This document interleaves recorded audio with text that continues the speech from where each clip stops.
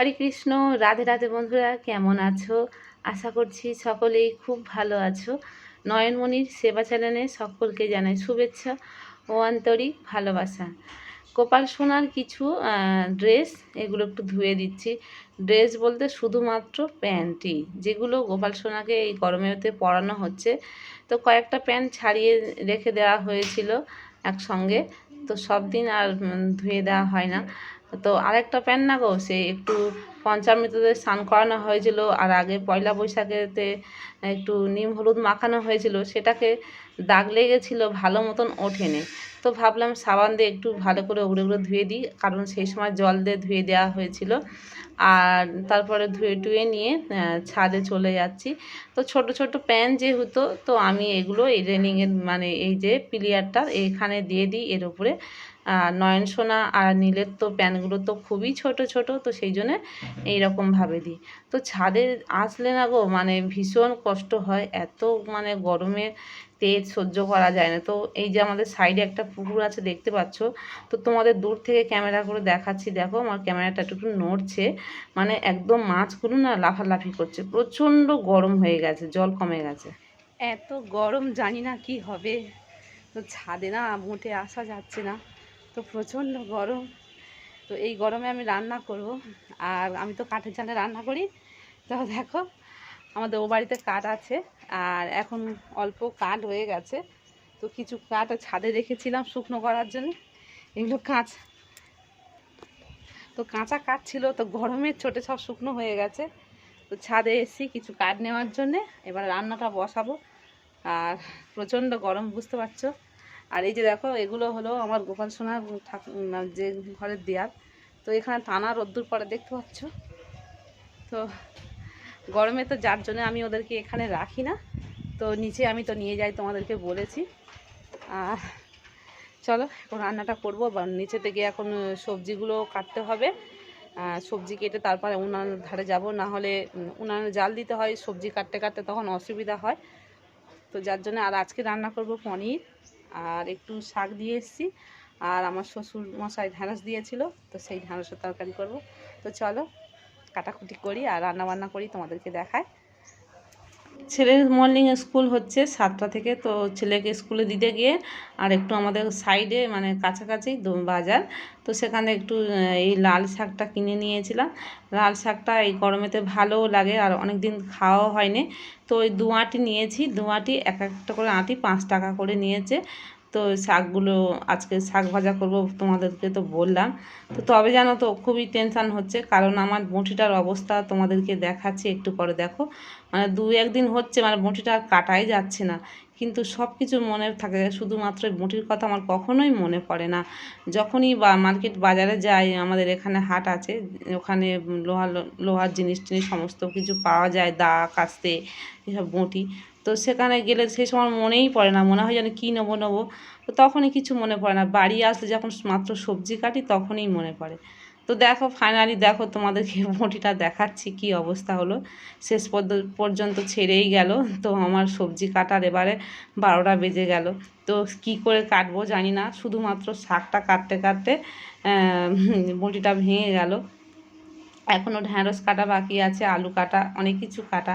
আর আমার না মানে কি বলবো, বঁটি ছাড়া আমি অন্য কিছুতে কাটতে পারি না, বিশেষ করে ছুরি দিয়ে আমার কাটাটা ঠিক ভালো হয় না, আমি কখনো কাটি না। একটু ফল টল হলে তখন হয়তো মানে কাটি কোনো প্রকারে, কিন্তু ছুরি দিয়ে আমি কখনো সবজি কাটি না। আমার বঁটি না হলে আমার আগাগোড়া, বঁটি না হলে আমার মানে সবজি কেটে আমার ঠিক পোষায় না। তো অনেক কষ্টেতে আমি মানে এগুলো সবজিগুলো তো কিছু না হলেও কাটতে তো হবে, কারণ আমার গোপাল সোনার রান্না করব কি করে। তো ছুরি দিয়ে আলুগুলো কেটেছি তাড়াহুড়ো করে, কারণ ছুরি দিয়ে কাটতে গেলে আমার খুবই দেরি হয়, সেই জন্য তোমাদেরকে আর দেখাতে পারলাম না সমস্ত কিছু। তো এবারে আমি দেখো শাকটা কেটে নিয়েছি, আর চালটা বার করে নিয়ে একটু ধোয়াধুয়ি করব। আর ঢ্যাঁড়সটা কাটতে আমার বাকি আছে, ভাতটাকে বসিয়ে দিয়ে তবে আমি ঢ্যাঁড়সটা কাটবো, মানে বেশি অনেকক্ষণ কাটতে কাটতে দেরি হয়ে গেছে। আর এদিকে তো বাইরে আমার উনুন শালে যেতে হয়, তো উনুন শালের কাছে মানে রোদ্দুরটাও ভালো মতন চলে আসে, তখন ওখানে আর বসা যায় না। তবে উনুনে রান্না করতে আমি সবসময় বলি ভালো লাগে, বিশেষ করে আমাদের ঘরে গ্যাসের মধ্যে এখন রান্নার থেকে মানে বাইরে বসে রান্না করাটা অনেকটা বেশ ভালো হাওয়া টাওয়া পাওয়া যায় খোলামেলার মধ্যে, আর ঝটপট রান্নাও হয়ে যায়। আর এদিকে দেখো উনুনটাও আমার ভেঙে এসছে। মানে কি বলো তো, এটা উনুনটা করেছিল আমার বড় মশাই করেছিল। তো ও তো একটু কারিগর মতন, ও ভালো এগুলো করতে পারে। তাও তবে কিন্তু মানে মেয়েদের মতন মানে যে মাটির যে পাকটা অতটাও জানে না, কারণ এই মাটি যখন তৈরি করতে হয় মানে উনানের জন্যে, তো তুষ খড় কুটো এইসব দিয়ে মানে আমার শাশুড়ি করতো, আমরা জানি। এগুলো না দিলে কি হয়, উনুনটা ছেড়ে যায় তাড়াতাড়ি। তো ওকে আমি অনেকবার বলেছি, ও এই উনুনটা করেছিল করে, আর এমনি নর্মাল করেছে আর খুব পাতলা মতন করেছে। আর আমাদের এদিকে তো আর গোবর মাটি এইসব থাকে না, এমনি হয়তো একটা কোনো কাপড় ছেঁড়া দিয়ে এমনি শুধু জাস্ট জল দিয়ে মুছে নিই। একটু কাদা মাটি গোবর টোবর হলে তবে উনুনটা একটু মজবুত থাকে। আর ওটা তো তোলা উনুন, মানে এমনি আমার শাশুড়িরা তোলা উনুন করে বসিয়ে নিত মাটির সঙ্গে, গর্ত খুলে তার মধ্যে বসিয়ে দিলে উনুনটা দেরিতে ভাঙতো। তো ভাতটা করে নিয়ে তারপরে আমি ঢ্যাঁড়সটা কেটে নিয়েছি আবার ছুরি দিয়ে, তো ছুরি দিয়ে কাটতে তো বললাম খুবই অসুবিধা হয়। আর এদিকে পনিরটাও ভেজে নিয়েছি, তো তার মধ্যে দেখো রোদ্দুরটা চলে এসছে। আর ঢ্যাঁড়স আর শাকটা আগে ভেজে নিয়েছি, তারপরে সবার লাস্টে আমি পনিরের তরকারি করছি।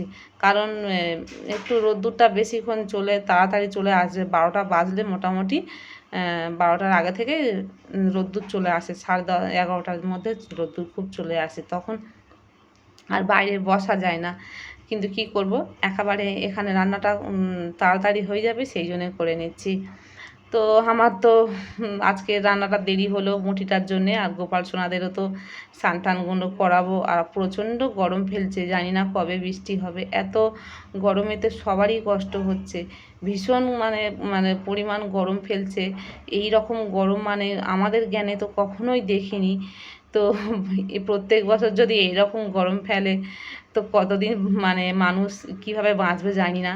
প্রচুর মানে কষ্টে দিন যাচ্ছে আমার গোপাল সোনাদেরকে প্রত্যেক দিন নিচে নামানো ওঠানো করা, খুবই সমস্যা হচ্ছে, মানে এত অসুবিধা হচ্ছে, মানে একদম ভালো লাগছে না। মানে ওদের একটা নিরাপত্তার জায়গা হলে আমার মনটা ভালো লাগে, কিন্তু ওদের নিরাপত্তার জায়গাটা আমি করতে পারছি না, হচ্ছে না।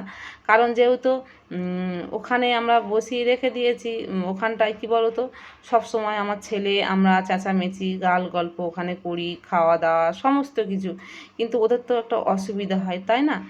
মানে ভগবানের সামনে সবসময় ওই রকম করাটাও ঠিক না। তো অনেকটা রান্না করতে করতে দেরিও হয়ে গেল। তো আমি এসে গাটাগুলো ধুয়ে ধায়ে নিয়ে আমি আমি হচ্ছে কি এগুলো জোগাড় করে দিচ্ছি, কারণ একটু ঠান্ডা করতে দিয়েছিলাম। আর মেয়ে এদিকে স্নান করিয়ে দিয়েছে গোপাল সোনাদেরকে দিয়ে। মেয়ে কিন্তু অনেকক্ষণ স্নান করিয়ে দিয়েছে গোপাল সোনাদেরকে, সেটা আমি তোমাদেরকে আর দেখাইনি, কারণ বাইরে ক্যামেরাটা আমার কাছে ছিল। তো একটাই ফোন দিয়ে তো ক্যামেরা করতে হয়, ওই জন্য অসুবিধা হয়েছে। আর মেয়ে করছিল বলে আমি বললাম ঠিক আছে, স্নানের ভিডিও আজকে দেখালাম না। তো এই যে সোনামণিদের দুপুরের সেবাটা এখন দিয়ে দিলাম, তো ভাবলাম যে বিকালের সেবা যেটা দিই সেটাও তোমাদেরকে দর্শন করাবো, কিন্তু আজকের আর দেখাতে পারলাম না, কারণ আমার একটা কাজে বিশেষভাবে করে যেতে হবে, 4টার দিকে বেরোতে হবে, তারপরে আর তোমাদেরকে হয়তো দেখাতে পারবো না। দুপুর পর্যন্ত সেবাটা তোমাদেরকে দেখালাম, আর আমি সেবাটা দিয়ে দিলাম শেষ পর্যন্ত। তো কেমন লাগলো অবশ্যই কিন্তু কমেন্ট করে জানিও, আর চ্যানেলটিকে অবশ্যই করে সাবস্ক্রাইব করে নিও। রাধে রাধে, হরি বল, হরে কৃষ্ণা।